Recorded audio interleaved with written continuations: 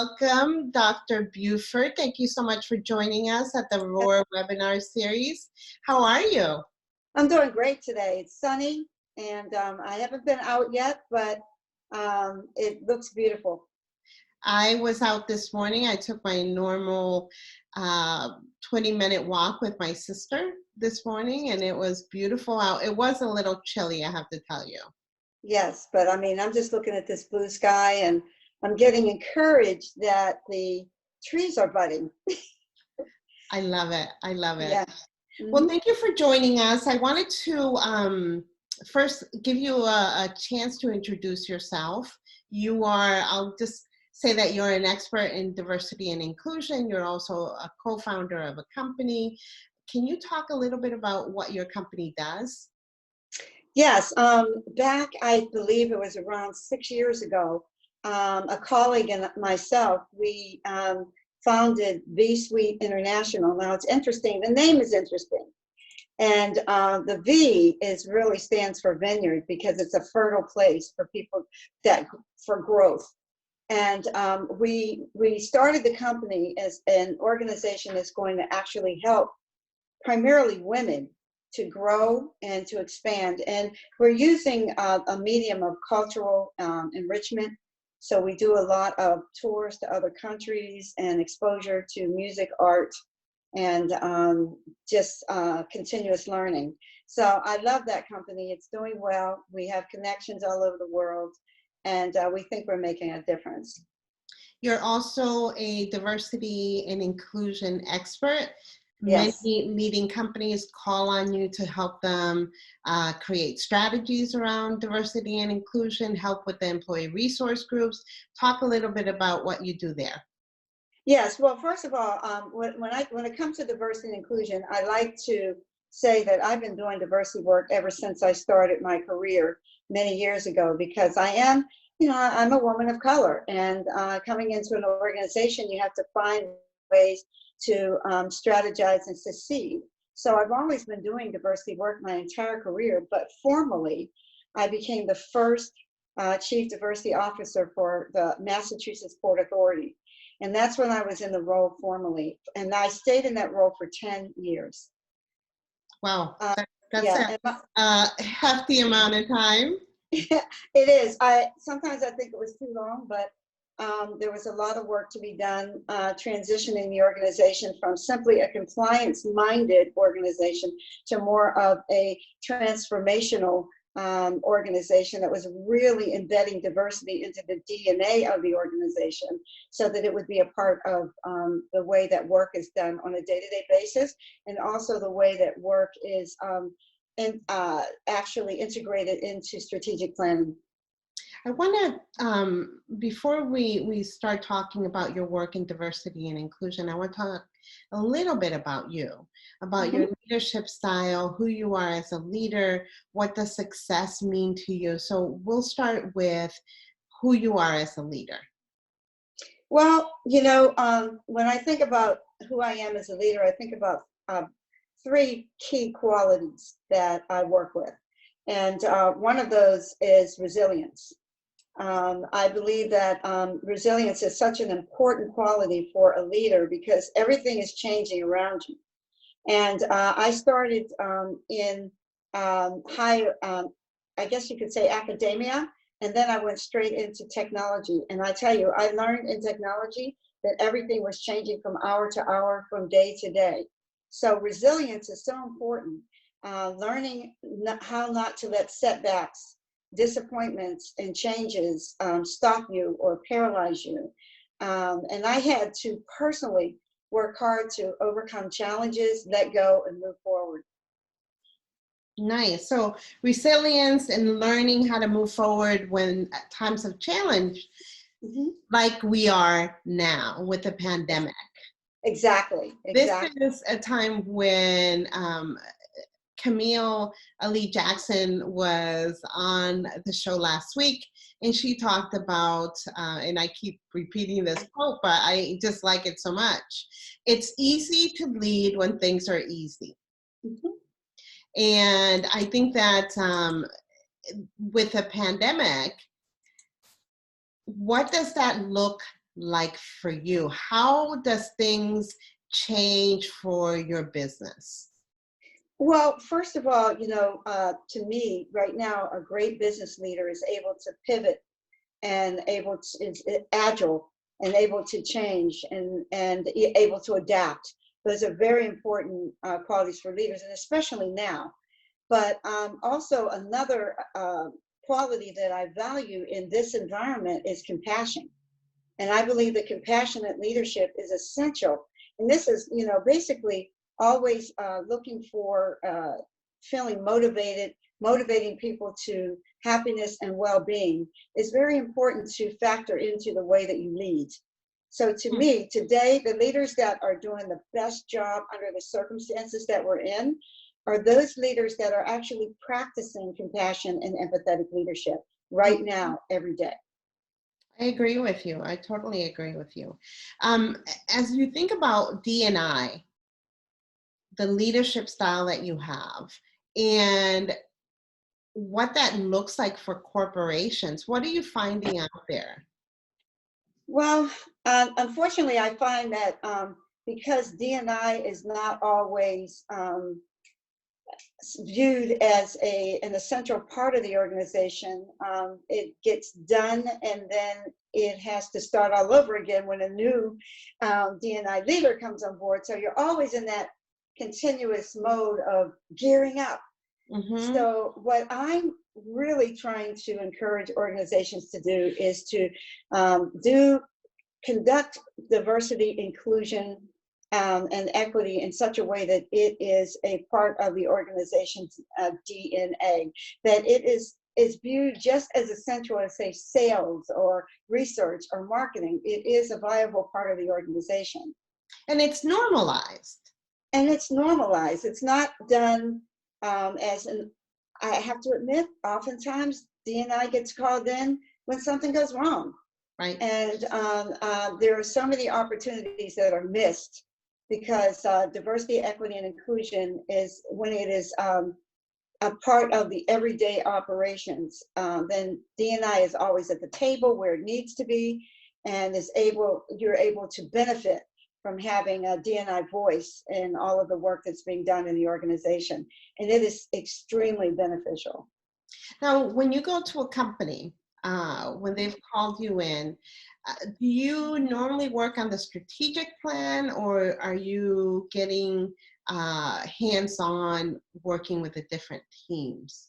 Well, I have to admit, the most robust work that I participate in is basically giving an organization a full view of where they are today in terms of DE&I, because a lot of organizations have been dabbling in it for many, many years. And a lot of organizations are also doing the compliance part because they have to, in reference to grants, and mostly grants, and just goodwill for the community, whatever. So the first thing that I do when I enter an organization is I do an organizational assessment, and that is one of my that's one of my capstone deliverables, is to assess the organization, see exactly what does the organization have, where are they on the stream of excellence of D&I, and where do they sit. So that assessment, I think, is essential, and that allows me to then put together a plan, so that a strategic plan that is meaningful to the particular organization on how they can build on what they already have and then advance forward. Now, Sandra, how do you work with companies now that are dealing with the pandemic, the loss of jobs, and still encourage them to keep their DE&I practices? Yes, and well, that's one of the things that I talked to a group of people a couple of weeks ago. The Harvard Business School invited me to talk about that. And, really, there is no specific formula because every organization is in a different place. But my advice is to make sure that there's a D&I lens on every decision that's being made these days. I mean, that's how companies are getting into trouble right now because in getting behind the eight ball because they're not having that D&I lens on decisions that are being made. And it's really true that anything that involves people has got to have a diversity component to it because people are diverse. So just helping organizations to see, what big work is there to be done right now? And do you have diversity as a part of that team so that they can put that lens on it and they can, raise flags if they need to be raised, they can make suggestions, and they can get things done in such a way that diversity is addressed along the way. So I think that is the normal case of activities that happens or has happened with companies. Mm-hmm. But with the pandemic, a lot of companies are laying off folks. They're cutting back their marketing and advertising budgets. Obviously, live events are not happening. And so when they're looking at different departments, they're cutting a lot of people. And Dr. Coleman was on a few weeks ago, and she was talking about this is the time to double down on diversity. Absolutely. Absolutely. It is the time to double down on diversity. Unfortunately, that message has got to be heralded from many different levels, outside and inside the organization, because it depends on how diversity was situated in the organization in the first place. So, for example, if it was a part of D&I, HR, or if it was viewed as a nice to do thing as opposed to a strategic part of the organization, then it's going to be treated that way. So at this point, a lot of the damage has been done. So what I'm being called on now is to take a look at how can people salvage their diversity departments. How can they now that it's been brought to their attention and so widely by the media and just by the cry from the communities and just by the results that we're seeing, how do you now pick up the pieces and bring it along so that it can now be either corrected or enhanced? So that's what the deal is right now, because whatever condition the organization was in when this pandemic started, that's the place that they operated from. So if they viewed diversity and inclusion as a nice to do program, they're going to say, oh, well, we don't need the Black History Month program. We can put that off. We can do that later. But so that's where they were. And we're in a pandemic situation right now. So they're going to operate from where they were. It's going to take someone coming in and saying, listen, let's salvage this. Let's enhance this.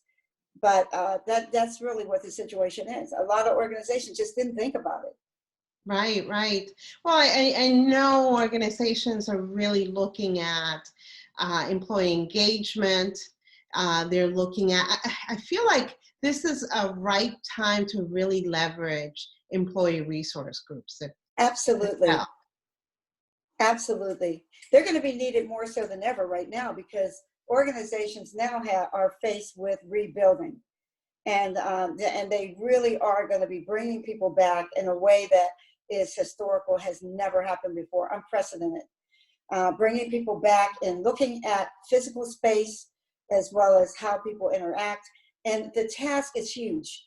And diversity and inclusion experts right now, we have the tools and we have the knowledge and we have the competencies to help organizations to do that in a humane way and in a way that values and every single person in the organization at all levels.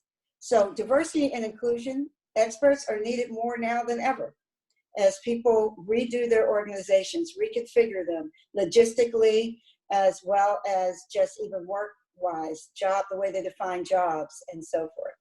Do you think, Sandra, that there's going to be some challenges as they relate to compliance when folks get back to work, when folks are let go? There's going to be some questions about who are being let go and why. Do you? There always were those questions, and as you know, as a diversity person who's worked in many, many different organizations with affirmative action and diversity, sometimes crossing ties because there is a close relationship. There always is. Whenever people are leaving the organization, there should always be a study of how that's being done and who's being invert. We call it an adverse impact study. Should always be done, always. And I think that what happened with this pandemic is that it happened overnight. You know that. Right. It just, and people responded and reacted as opposed to really thinking it through. There wasn't time to think it through in their minds. And really, literally, there probably wasn't. But just basically, yes. And I also think, you know, the compliance agencies themselves are rethinking, what does compliance mean in a post-COVID pandemic world? What does it mean? What does it look like? What policies need to be changed and what policies need to be tweaked? So there's a lot of work and a lot of thought leadership that's going to need to come into play. And diversity inclusion experts have to be a part of that discussion. Now, Sandra, things have changed for everyone. We're doing virtual discussions like you and I are having here. Where in the past we have sat in having coffee someplace, in my office, your office, and have had many discussions centered around diversity. But here we are in this new environment. We're having to do these discussions here. And it requires a different set of skills as a leader. Yes. Now, you talked about pivoting, being agile, and being able to adapt. And it seems like those are the qualities of a leader that are really looked at right now that you need. Are Absolutely. there any other ones that you think are well, needed? yes, indeed. There's one that and this is for all professions, including doctors, including medical doctors, nurses, everyone.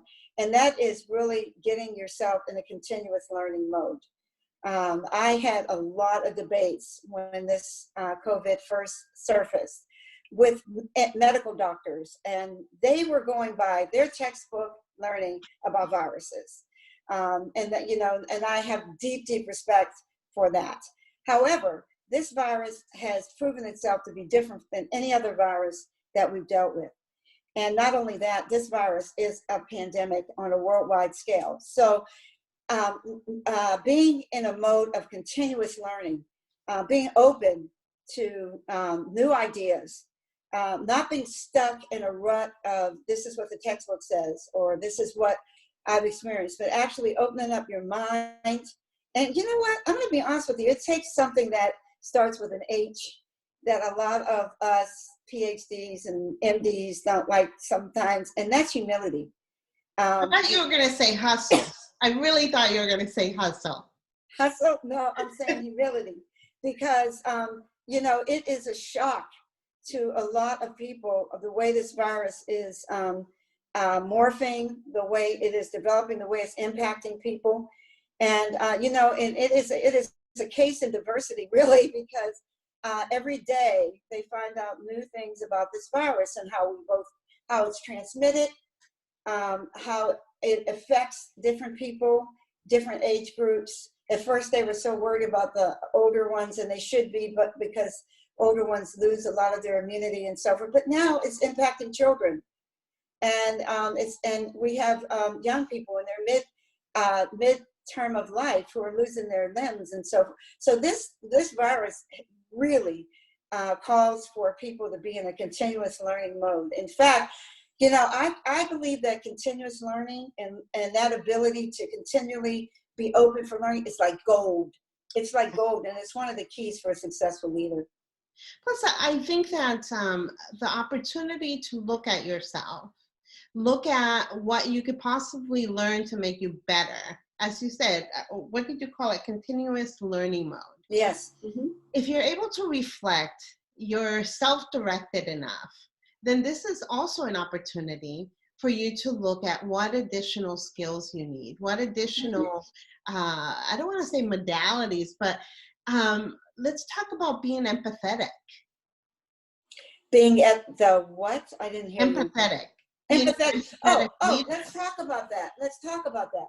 That's something that I know for myself, I've had to continually work on because, let's face it, I mean, the things that happen to you as an individual and as a person of color in a corporate organization, it can really like harden you, make you a little resentful and whatever. I struggle for not being a victim and also being empathetic with others, all others. And compassionate leadership, as far as I'm concerned, is something that every single leader needs to cultivate, because when you're in a leadership position, you're in a position of power. So that means that you can either work for good or for bad. So you're in a position of power. There's a quote that comes to my mind right now about compassion, if I can share that with you. Yes, please. It says, a compassionate leader always feels motivated to bring happiness and relieve the suffering of employees, customers, investors, suppliers, government, and communities. And a case in point is the current coronavirus pandemic. So when I look across the board, and I'm always assessing leaders and how, are they, I'm sorry, are they good or are they bad or how are they doing? And I say the ones that are doing the best job right now in this coronavirus pandemic situation are those that are practicing compassion and empathetic leadership. And it's interesting because what I've noticed in this last few months is the leaders that are stepping forward, and they're stepping forward with those type of messages, caring messages, thoughts of their employees, their suppliers, their company, beyond just the company and the job. That's right. And I mean, the other day, I get those notices across my desk all the time. And I was noticing that even a small company that we all rely on somewhat is Eventbrite. Yes. And they sent forth a message the other day, and I was extremely impressed. They caught my attention. And I have to say I got that message as well. And I would have normally just deleted the message. Absolutely. But Absolutely. I actually read it and I thought, geez, it's good to know that they're considering us the customer. Yes, absolutely. And, the thing that now I'm starting to think about is the companies that I'm not hearing from, because I'm getting a lot of messages from companies expressing their compassion, their concern, reinforcing the fact that they're looking out for us as customers. And when they're looking out for customers, that they're also probably looking out for their employees as well. And that makes you feel good. That's goodwill. So I believe that we all need to work on that. It takes time. We don't get that naturally, unfortunately, but I believe that it's worthwhile for all of us to put that as a goal, is to work on becoming more compassionate, especially if you're a leader. I agree with you. I want to shift gears a little bit and talk about you and talk about success. How would you define success? What success look like for you? Well, that's interesting. To me, success is personal. It's personal and it's individual. And it doesn't necessarily, for myself, involve achievement or a position or a title or even money. But I think success is tied, certainly for me, tied to my personal value system. And I think it's probably tied to, if people really look at it, all individual people's value systems. And it's really related to the goals that they set for themselves. And it also is related to their vision. What do they envision themselves to be in the future? And that future doesn't necessarily have to be long-term. It can be short-term as well. So in a nutshell, it shifts all the time. It shifts all the time. In a nutshell, I really believe that success is when a person achieves their goals and they achieve their vision on their time frame. That's what I really believe. Yeah, I want to add to that from my perspective. Good. I feel the most successful is when I can look in the mirror and I like the person that I'm looking at. Absolutely. That's the personal part of it. Yeah, that's what I can say for me. success looks like now. Maybe a couple of years ago it was different, but right now that's what it means to me. Absolutely. And I know for a fact that, when I look at people who people in general in the world consider successful, and, those individuals, first of all, we don't know what's going on in their personal lives, so they're successful from our viewpoint. And we're setting pretty much the standards for saying they're a successful person. But if you talk to them individually, I guarantee you'll get a different story. So everyone has their own personal success story, and I believe success is personal. So absolutely, yes. I totally agree. Now, when you think about your career, the trajectory of your career, there's obviously habits that you have really embraced. Can you talk about some of the habits or practices, rituals that you've worked on, that you do in order to stay healthy, happy, and successful? I was so happy, to really do some reflection on that, because to me, it's just one of the most important things that keeps me grounded every single day. And when I look at it in three areas. One is my mind. Honestly, I love my mind, and I'm very thankful that I have it. I do. And, not everyone has the opportunity. There's been some very brilliant people who have unfortunately lost that. But I value my mind. I value my body, which is my health, and I value my soul. So let me just take that mind is, I have a vision of what I'm going to do each day and what I want to do tomorrow. I also work on being true to myself, as you mentioned earlier, and not overcommitting to other people or myself. And I work on continually on time management and prioritizing, and I work on asking for help when I need it. These are things that I continue to work on. I try to let go of baggage that I cannot control. So that's just working on my mind, keeping myself centered, keeping myself on point. Now, as far as my body, I believe that health is a key priority, because without my health, I can't do anything, right? So I try to stay balanced with getting, proper rest, and that's a challenge. It's not so much of a challenge now that we're staying at home, but it was.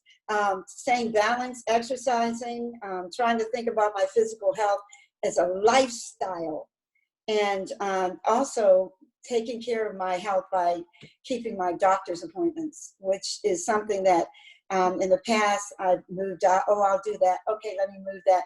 But I really, the older you get, the more you realize, stay on that schedule for your doctors and your health appointments. I just had a virtual doctor's appointment the other day for a physical. It was kind of weird, but it worked. For a physical?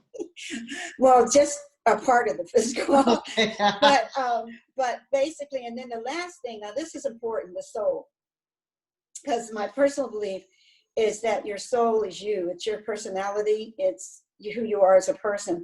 So I give regular thought to my core values and beliefs, because these are the things that guide my thinking, my decision making, and my everyday and long-term decisions. So my core values and beliefs, they're really my moral compass, and they help me to stay in tune with my personal character, and they help me to relate to others, and they help me in the way that I treat others.